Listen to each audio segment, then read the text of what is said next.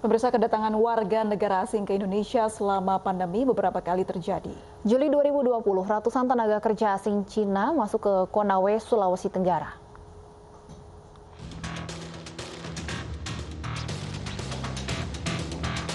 .500 tenaga kerja asing Cina masuk ke wilayah Konawe, Sulawesi Tenggara pada Juli 2002. Mereka diizinkan bekerja selama 6 bulan.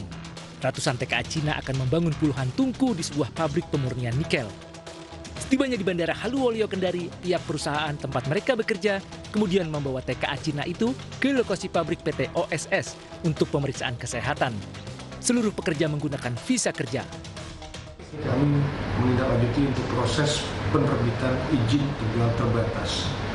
Adapun penerbitan izin tinggal terbatas adalah sebagai tindak lanjut dari orang asing yang masuk menggunakan visa izin tinggal terbatas. Kedatangan pekerja asing ini menuai penolakan dan protes dari masyarakat setempat. Sebelumnya 261 pekerja migran gelombang 1 dan 2 yang tiba di Kecamatan Morosi Konawe, Sulawesi Tenggara menjalani karantina mandiri di 2 tempat berbeda. Mereka tidak diperbolehkan bekerja sebelum masa karantina berakhir. Tenaga kerja asing gelombang pertama sebanyak 156 orang menjalani karantina di mes PLTU.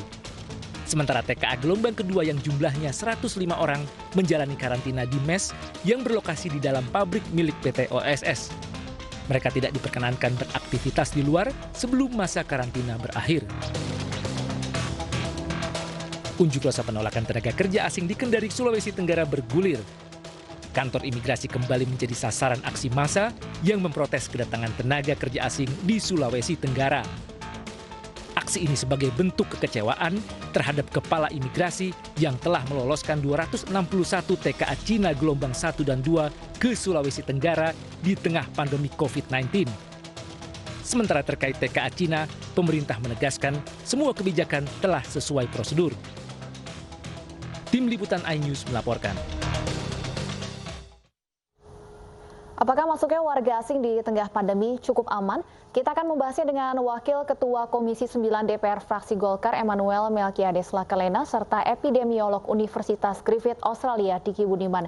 Dan pemirsa, kami juga telah berupaya menghubungi pihak imigrasi untuk bergabung, namun hingga saat ini masih belum bersedia dengan alasan tengah dalam persiapan untuk peringatan Hari Imigrasi besok. Baiklah, saya akan sapa terlebih dahulu Pak Melki dan Pak Diki. Selamat sore.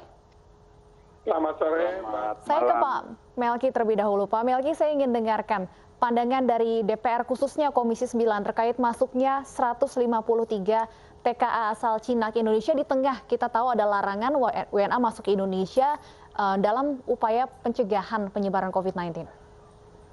Ya, pertama tentu kami menyesalkan karena ini dilakukan ketika pemerintah Indonesia sementara melakukan proses pengendalian pandemi yang itu sudah dilakukan dengan perpanjangan PPKM atau PSBB lah ya, yang kita kenal atau sekarang pakai PPKM terhadap berbagai macam aktivitas publik untuk 2 minggu ke depan, sekaligus juga dengan memperpanjang juga untuk menerima orang asing masuk ke Indonesia. Nah, sayangnya adalah apapun yang terjadi dari mulai Sabtu kemarin sampai hari ini, sampai sekarang itu kita belum mendengarkan apa yang menjadi alasan pihak imigrasi menerima 153 orang ya, yang kita dapat informasi semacam itu, yang sampai saat ini juga penjelasannya cuma terkait dengan menyangkut surat edaran dari imigrasi. Kalau disampaikan ada pengecualian Pak karena TKA ini memiliki izin tinggal terbatas maupun izin tinggal tetap dan ada juga yang memiliki visa diplomatik. Nah, justru itu. Dan ini yang saya kira tidak pernah dijelaskan dengan terbuka kecuali aturan. Sementara tentu hal-hal semacam ini kan karena sudah menjadi keputusan pemerintah, sudah disampaikan oleh para menteri terkait dengan kebijakan ini. Nah, hal semacam ini itu kan dan menimbulkan kontroversi publik, mestinya ada penjelasan yang lebih clear dari institusi yang bertanggung jawab terhadap urusan ini. Nah, selain kitas, kitab dan juga visa diplomatik, Pak, sebenarnya apalagi syarat untuk WNA bisa masuk, Pak? Sebenarnya kan karena sekarang ini dalam masa pengendalian pandemi yang dibatasi di banyak tempat, kan mestinya hal-hal semacam ini ditahan dulu, ditunda dulu sampai memang pengendalian pandemi di daerah Jawa Bali yang sebagian daerah Jawa Bali yang dilakukan ini, termasuk juga di daerah di luar Jawa Bali yang dilakukan, itu benar-benar sudah memang dinyatakan clear oleh pemerintah, dalam hal ini oleh para menteri yang terkait. Nah, barulah kemudian jajaran di bawahnya bisa melaksanakan penerimaan warga negara asing semacam ini. Karena nanti yang kekhawatiran kita adalah dengan kejadian semacam ini yang terjadi, justru nanti masyarakat merasa bahwa antara jajaran pemerintah ini tidak cukup koordinasi satu sama lain dan akhirnya ada kebijakan yang berbeda. Nah, kalaupun ini berbeda misalnya ada dengan alasan tertentu, itu kan misalnya bisa dijelaskan secara clear, bukan cuma berlindung di balik peraturan yang semacam tadi. Karena masih banyak pertanyaan orang yang terkait dengan ini kan kejadiannya sudah beberapa kali dan sekali lagi butuh penjelasan yang lebih real sehingga yang lebih jelas, yang lebih terang sehingga publik memahami atau paling tidak lebih mendapatkan gambaran yang jelas kenapa kebijakan ini diberlakukan dan tidak menjadi kontroversi baru di tengah kebijakan pandemi yang sebenarnya lagi dalam pengetatan dalam beberapa urusan terkait dengan penerimaan orang asing di Indonesia. Baik, kita ke ahli epidemiologi Pak Diki. Pak Diki melihat kebijakan pemerintah yang ada pengecualian yaitu WNA yang memiliki kitas atau kitab dan juga visa diplomatik bisa masuk. Menurut Anda seperti apa, Pak? Ya, dalam situasi saat ini ya, terutama dengan adanya di selain situasi dalam negeri yang belum terkendali ya, dalam situasi pandemi yang semakin serius, kita terus harus mencegah, meminimalisir seminimal mungkin adanya kasus impor. Kasus impor itu berarti kan dari negara-negara yang warga negaranya masuk, apapun siapapun itu. Ditambah lagi, saat ini kita tuh mengalami ancaman di luar ini. Ada banyak strain, terutama strain baru, ada 3 strain baru yang sangat berpotensi memperburuk, bisa 3-4 kali lipat situasi yang ada sekarang. Ya. Seperti misalnya strain yang UK saja, itu 30% akan berkontribusi dalam meningkatkan angka kematian. 70% lebih cepat menular. Belum lagi yang Afrika Selatan, ya, yang strain baru yang ada di Afrika Selatan, yang bisa menurunkan efikasi vaksin. Nah, bicara China, itu mereka sudah masuk, strain baru ini sudah masuk di China. Nah, makanya mereka melakukan lockdown pemeriksaan yang sangat masif ya. Bisa sampai 1 jutaan dalam 1 hari. Karena mereka takut. Nah, ini ada kita membuat satu kebijakan yang memungkinkan itu masuk. Diperiksa genomic sequencing saja tidak, ya semakin besarlah potensi itu. Jadi jangan sampai kita ibaratnya sedang dalam kondisi yang serius ini tertimba tangga pula itu. Dan ini luar biasa loh. Kalau sampai kita ada saja satu dan menyebar dan itu saya kira sudah bisa. Pak Diki, yang menarik ini di tayangan kita melihat para WNA ini menggunakan baju hazmat. Apakah ini bisa untuk meminimalisir adanya hal-hal yang tidak diinginkan terjadi, Pak? Enggak. Efektif tidak? Kecuali tidak. Yang namanya proteksi seperti itu ya, itu hanya sifatnya itu menambah proteksi. Yang paling penting itu adalah mencegah orang itu bawa virus. Itu yang paling penting. Jadi dalam artian ini ya, pertama dicegah dia datang, kan begitu.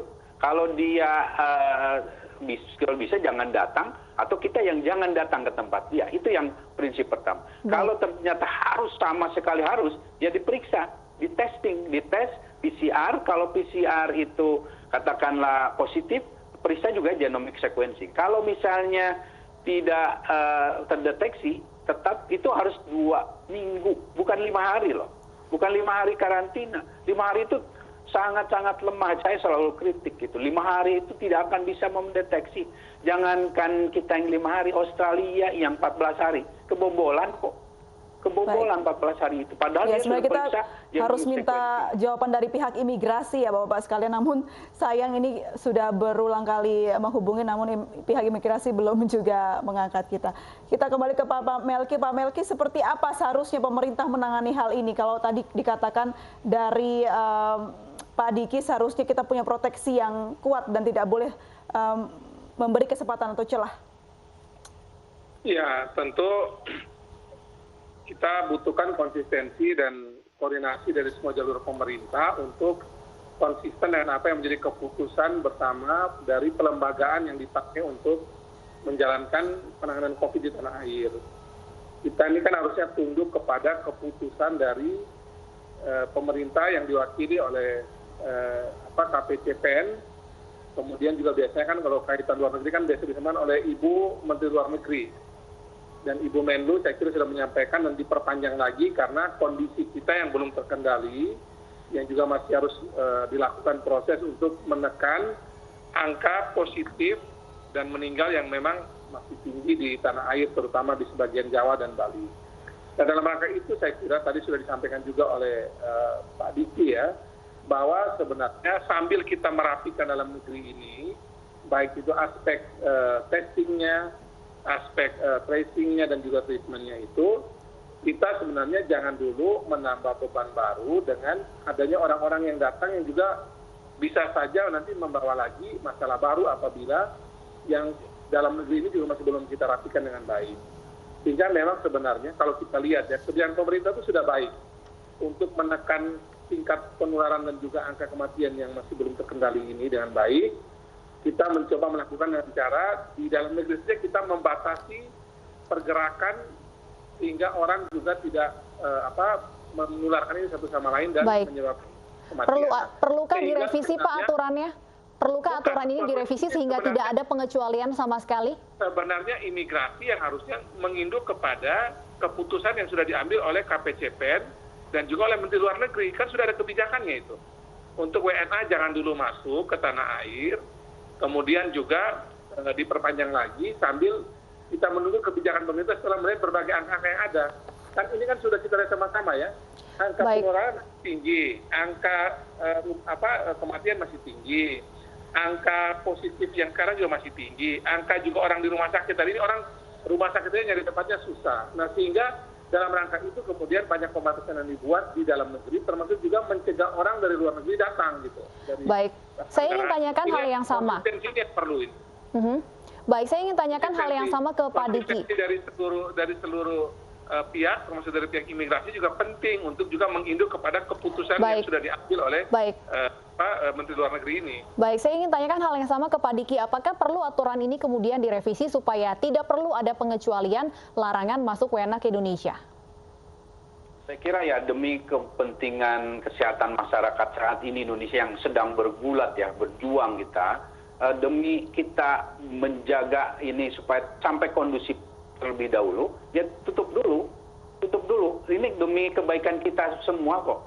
Dan tidak ada kecualinya, kecuali ya mungkin duta besar atau itu ya itu beda sekali. Dan itu pun tetap harus memiliki mekanisme screening ya, mulai pemeriksaan PCR-nya sampai juga tes genome sequencing-nya harus dilakukan. Saat ini udah harus seperti itu supaya kita ini, walaupun saya selalu menyampaikan kemungkinan besar memang sudah ada ya masuk, tapi ya jangan dibuka begitu mudah gitu. Ini tetap harus upayakan karena strain banyak ini kita potensinya sangat bisa besar memperburuk kondisi di tanah air ini yang sudah dalam kondisi hampir mencapai titik jenuh ini. Dan ini ketika itu masuk, ya saya nggak bisa menggambar, cepat sekali loh. Yang terjadi di Eropa saat ini seperti menitipkan tinta hitam ke air yang jernih, cepat sekali. Dan ini saya nggak bisa bayangkan apa yang terjadi di Jawa. Kalau bicara soal revisi membutuhkan waktu yang panjang dan mekanisme yang lama, mungkin solusi Pak Melki dari kejadian yang sudah terlanjur ini apa yang bisa dilakukan pemerintah atau usulan dari DPR sendiri, Pak? Ya, kami tentu mengusulkan agar sesuai dengan kebijakan kita untuk menutup sementara perbatasan negara kita, termasuk udara ini untuk datangnya dari warga negara asing, kecuali tadi saya setuju untuk misalnya duta besar atau ada keperluan diplomatik khusus misalnya. Nah, tapi kalau bagi yang datang untuk urusan pekerjaan ditahan dulu, dipending dulu.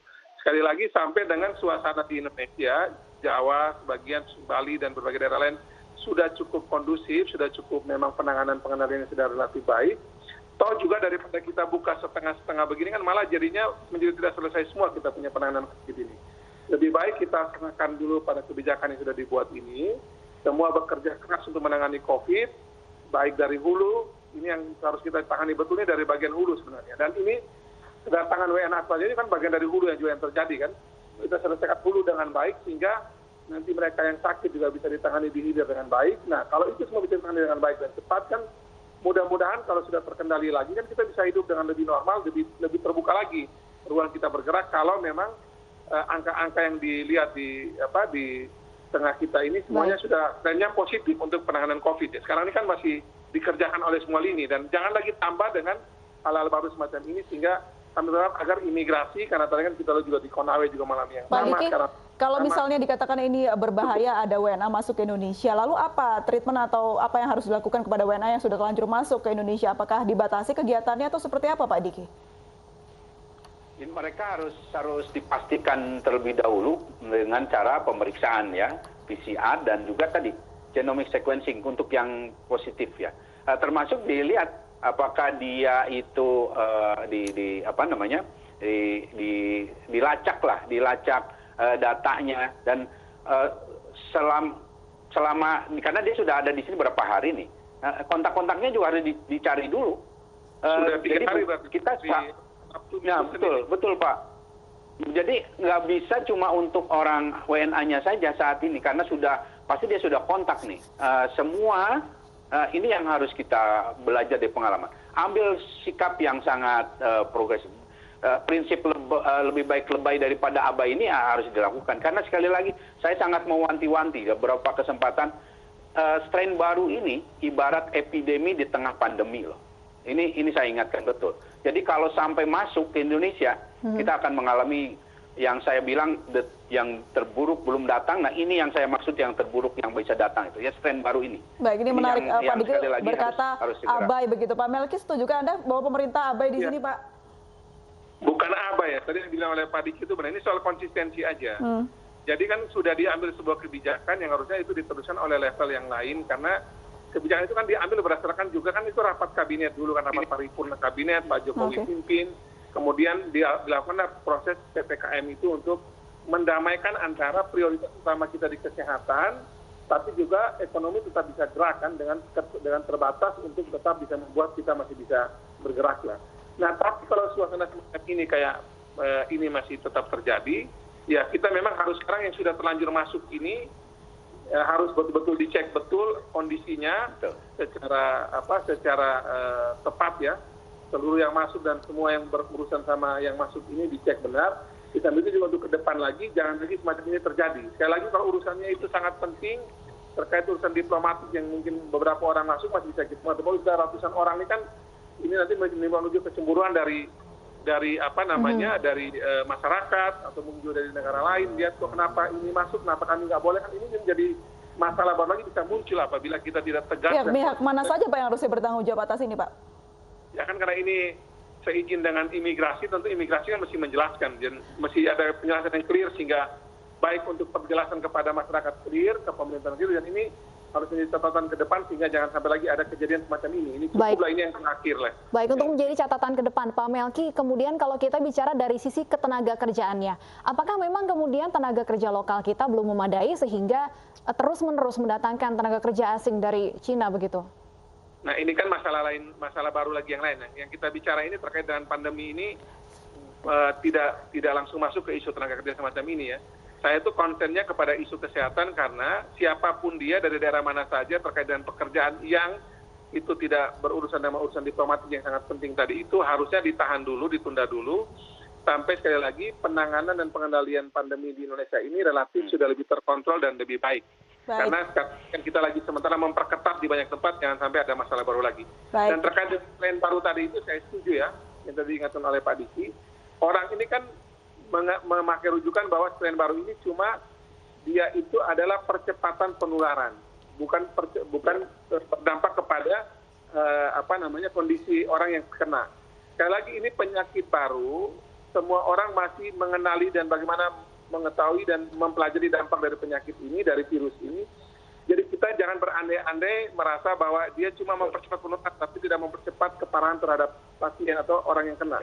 Nah kita harus lebih waspada menurut saya, lebih waspada dengan cara tadi saya setuju untuk kita betul-betul meneliti dengan baik dan lebih baik mencegah daripada mengobati. Baik, kita juga tunggu langkah dari imigrasi ya Pak ya untuk menangani hal ini agar bisa teratasi dan tidak terjadi hal yang tidak diinginkan. Terima kasih Pak Melki, selamat sore dan juga selamat malam waktu Australia untuk Pak Diki. Pemirsa, Jaksa Pinangki Sirna Malasari kembali jalani sidang lanjutan dengan agenda replik tanggapan atas pledoi terdakwa. Aini sore akan kembali dengan informasi selengkapnya sesaat lagi.